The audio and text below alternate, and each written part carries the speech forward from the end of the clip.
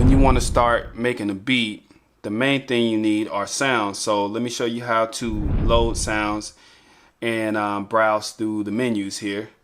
So if you have a sound already loaded on a track and hit browse, it'll go to that that sound in the menu. You can hit load next and previous and audition different sounds.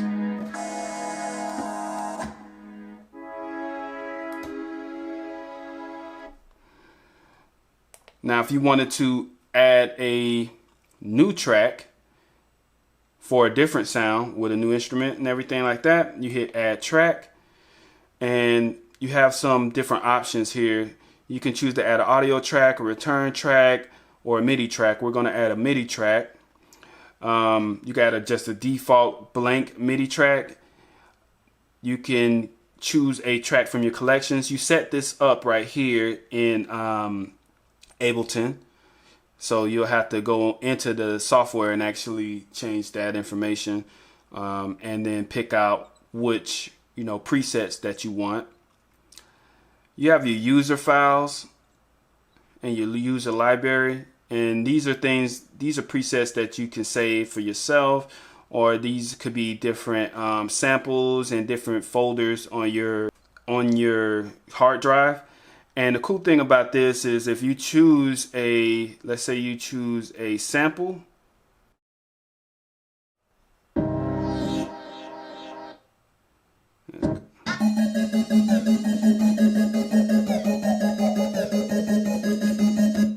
now if I loaded that, it's automatically going to go into a sampler.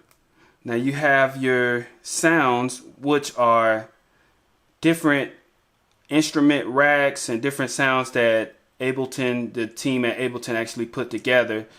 So, if you choose, like, let's say this pad right here, you're going to have different parameters that you can play with off top. It's all set up for you. And if you hit this, you can actually go into the individual devices that's in that instrument rack. So after sounds, you have your drums, and these are different drum kits. You have your drum rack and individual drum hits, and I'll talk about that a little bit later. Then you have your instruments that you can choose. These are all Ableton instruments, and their presets are right here. Then you have your effects, your audio effects. You have MIDI effects, your Max for Live stuff. And right here is your actual plugin. So you could choose your VSTs. What I want to do is actually load up one of these plugins to show you what happens.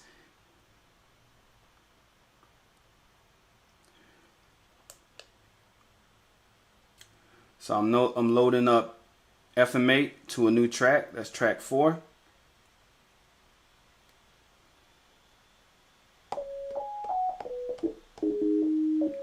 Now you can see that there's no parameter mapped.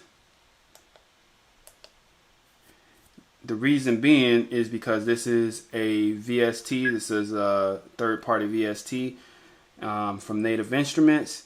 So Ableton Live has not mapped it like all of its own instruments. Okay, I want to talk about drum racks for a minute because this is one of my favorite things about Ableton Live and Push. Drum racks is really versatile for creating your drum sounds and stuff like that. So what you see right here is the original or standard layout. Up here is the step sequencer.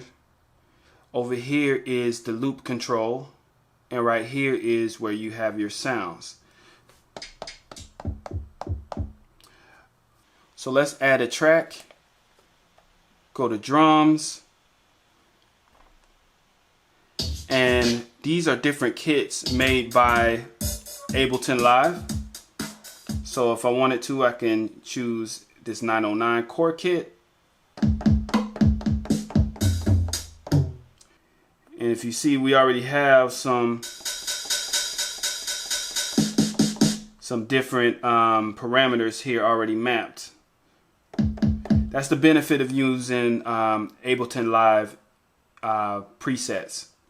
So if you want to add your own samples to a drum rack, you could choose a blank drum rack. Let's say you just bought, some sounds from Machine Masters, you got some drums. You could choose you a drum rack.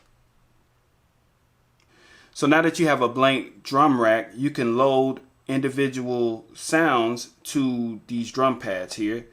So as you see, this note changes whenever I hit a different drum pad. That is the MIDI note for that pad. Right now we have drum rack highlighted. What happens if you press browse with drum rack highlighted is if you wanted to change out the entire kit, you could change out the kit. And as you see, everything's highlighted, which is indicating that the entire drum rack will be changed out. So what you want to do is highlight the actual MIDI note.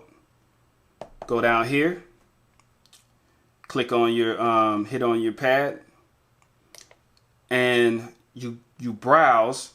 Now it's going to take you automatically to their drum hits. That's not what we want. Let's choose a kit. Let's choose that one.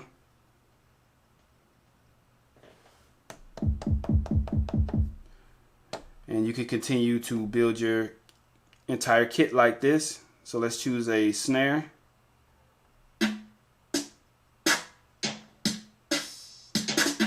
Actually like this one.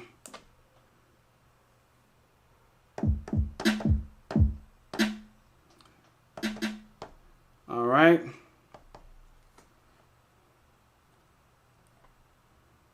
Let's keep going. Let's add a hi-hat.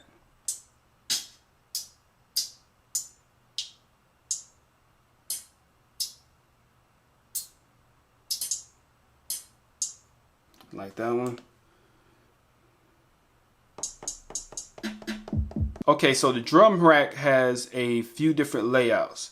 So right now what you're looking at is the regular standard layout. This right here is your 16 pads with your different sounds. Up here is actually the step sequencer. So when you play, you see your notes that you actually hit. Now you can even adjust these notes by let's say if I wanted to adjust this right here, you can hold down that pad, you can nudge it, you can change the velocity, the fineness of it, you can change how long it is. This represents the loop. So the loop is broken down into 4 different sections here. So this is your loop position. Now if you want the whole entire loop to be shown, you could do that.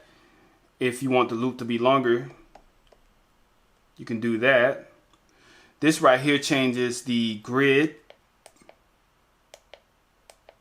So usually I keep it at 16. So the next layout is your 16 levels. So your 16 levels takes the place of the loop section. And everything else is pretty much the same, but except with this, you could choose what velocity you want each sound at. So you just choose a sound, and this is the lightest velocity, and this is the hardest velocity, and every level in between. Okay, so the next layout is your 64 pads. You can choose this to go up and down your pads, or you could choose the slider over here. So, I mean, this is pretty much self-explanatory. And of course, you can choose to change out each individual sample if you want.